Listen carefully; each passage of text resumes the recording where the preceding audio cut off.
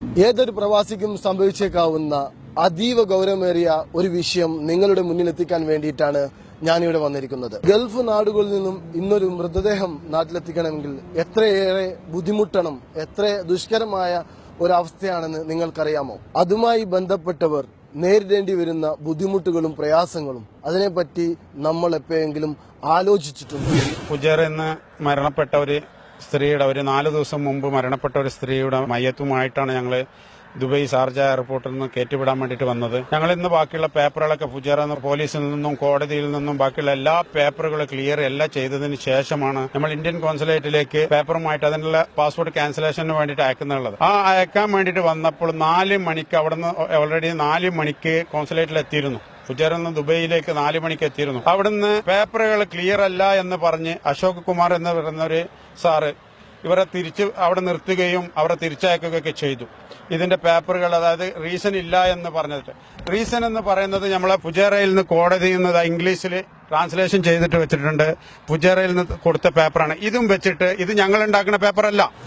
പലപ്പോഴും ഇത്തരം സമീപനങ്ങൾ സാധാരണക്കാരന് താങ്ങാനാവുന്നതിനും അപ്പുറമാണ്. സാധാരണ രീതിയിൽ 5 മിനിറ്റ് കൊണ്ട് പൂർത്തിയാക്കേണ്ട നടപടിക്രമങ്ങൾ ഏകദേശം 4 മണിക്ക് അവിടെ ആളെത്തിയതിനു ശേഷം അവിടുന്ന് ഈ നടപടി പൂർത്തിയാക്കി അവർ പുറത്തിറങ്ങിയത് 9 മണിക്കാണ്.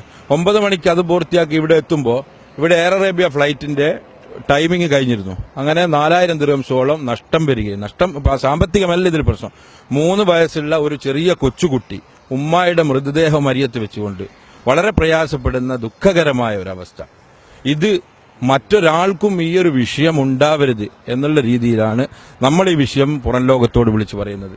അതോടൊപ്പം മറ്റ് രാജ്യത്തുള്ള ആളുകളൊക്കെ അവരുടെ നാട്ടിൽ നിന്നുള്ള മരണം നടന്നു കഴിഞ്ഞാൽ അതൊക്കെ കൃത്യമായി പേപ്പർ വർക്ക് ഈ വിഷയങ്ങൾ ക്ലിയർ ചെയ്യുന്ന അഷ്റഫ് ഖാൻ അദ്ദേഹത്തിന്റെ അനുഭവം വെച്ചുകൊണ്ട് തന്നെ ഞങ്ങൾ അദ്ദേഹത്തോടൊപ്പം വിഷയം ചോദിച്ചപ്പോൾ അദ്ദേഹം കൃത്യമായിട്ട് പറയുന്നത് 5 മിനിറ്റ് കൊണ്ട് കോൺസുൽ സർവീസ്, ഇവിടുത്തെ കോൺസുൽ സർവീസ് കൃത്യമായി എല്ലാ പേപ്പറുകളും രേഖകളും ശരിയാക്കി ആ ബോഡി ഇവിടുന്ന് കൊണ്ടുപോകാനുള്ള സൗകര്യങ്ങൾ ചെയ്തു കൊടുക്കുന്നുണ്ട്. പക്ഷേ കഴിഞ്ഞ ഇതേ ഫുജൈറയിൽ വെച്ച് തന്നെ കഴിഞ്ഞ ഒരു 2 ആഴ്ച മുമ്പ് ഒരു 3 ആളുകൾ തീപിടുത്തത്തിൽ മരിക്കുകയും ഇതേപോലെ പേപ്പർ വർക്കുമായി ഞങ്ങൾ തന്നെയാണ് അതിന്റെ പിന്നിൽ നമ്മൾ അഷ്റഫ് ഖായുടെ നേതൃത്വത്തിൽ നടത്തിയപ്പോൾ ഏകദേശം 5 മിനിറ്റ് കൊണ്ട് ഇതേപോലെ പ്രവർത്തനങ്ങൾ, പേപ്പർ വർക്കുകളൊക്കെ പൂർത്തിയാക്കി ആ ബോഡി നാട്ടിലേക്ക് കയറ്റി അയക്കാൻ സാധിച്ചിട്ടുണ്ട്. കൗൺസിലിൽ 4 മണി വരെ നല്ല ഉദ്യോഗസ്ഥന്മാരാണ്, എല്ലാ ഉദ്യോഗസ്ഥരും നല്ല. പക്ഷേ ഇതിൽ ഒരു അശോകൻ എന്ന് പറയുന്ന കൗൺസിലർ, അയാൾ എപ്പോഴും അയാൾ പ്രശ്നം തന്നെ ഇന്നും തന്നെ തുടങ്ങി. എന്റെ 3-4 അനുഭവത്തേക്ക് ഇന്നിപ്പോ ഇറ്റളെ 14,000 ദിർഹംസ് പോയി, ടിക്കറ്റ് ക്യാൻസലായി പോയി, എയർവേ ടിക്കറ്റായി എടുത്ത്. പക്ഷേ വേറെ രാജ്മോഹൻ സാറ് വിളിച്ചാലാണ് ഈ പാസ്പോർട്ട് ക്യാൻസലായി കൊടുത്തത്. അവൻ പറയുന്നത് കാരണം വെച്ചാൽ റീസൺ ഇല്ലാന്നാ. റീസൺ നമ്മളെ പേപ്പർ വേണം. ഞാനവരോട് പറയും, ഇത് ഫുജൈറന്ന് ഗവൺമെന്റ് കൊടുക്കുന്ന പേപ്പറാ, ഇംഗ്ലീഷിൽ മരണക്കാരനതാ, ഈ റീസണ്. അപ്പൊ പോരാറിനപ്പോ ഞമ്മക്ക് പോലീസിന്റെ പേപ്പർ കിട്ടൂല. CG-ക്കൊക്കെ CG-നെ വിളിക്കണ്ടെന്ന് വിചാരിച്ചിട്ടാണ്. CG വിളിച്ചാൽ ക്യാൻസൽ ചെയ്ത് കിട്ടും. പക്ഷെ ഈ ഉദ്യോഗസ്ഥന് എല്ലാ സമയത്തും ബുദ്ധിമുട്ടല്ല. എനിക്ക് എത്ര അനുഭവമുണ്ട്. ഈ ഒരു അവസ്ഥ തുടർന്നു പോയി കഴിഞ്ഞാൽ ഉണ്ടാകുന്ന ഒരു ബുദ്ധിമുട്ട്, അതിനെപ്പറ്റി വളരെ ബുദ്ധിമുട്ടല്ല. ഇപ്പൊ തന്നെ 14,000 ദിർഹം സീറ്റ് പോയില്ലേ, അല്ലെ 3 വയസ്സുള്ള ഒരു കുട്ടിയോ കെട്ടിയ ഭർത്താവും ഉണ്ട് കൂടെ. അതിനൊരു മനുഷ്യ പരിഗണന ഇവൻ കൊടുക്കണ്ടേ? ഞാൻ 3-4 പ്രാവശ്യം പറഞ്ഞ് എംബസൈറ്റ് അവിടെ വെച്ചോളി, നാളെ ഞാൻ എന്താണ് കൊണ്ടുതരും, പ്ലേറ്റ് വേറെ, എന്നിട്ടൊന്നും അവൻ കേട്ടില്ല. അന്നേരത്ത് വേറെ ഉദ്യോഗസ്ഥന്മാരാണ് കേൾക്കും. ഈ മുരളി സാറായി എന്തിനും ഒരു താങ്ങ് മുരളി സാർ പോയിപ്പോ.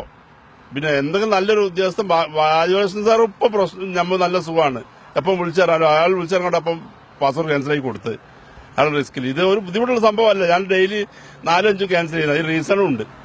റീസൺ പറഞ്ഞപ്പോൾ എന്താ പറയും, പോലീസ് പേപ്പർ പറഞ്ഞാൽ പോലീസ് പേപ്പർ ഷാർജയും ദുബായ് മറ്റേ ഉമ്മുൽ ഖുവൈനും അജ്മാനും ഫുജൈറൊന്നും കോർട്ടിൽ ആ പേപ്പർ ഇട്ടാ. അത് അവന് നിയമം ഓർമ്മല്ല. ചോദിച്ചാൽ പറയും നീ നിയമം പഠിപ്പിക്കണം. പിന്നെ അവനെന്താ മറുപടി അറിയാം?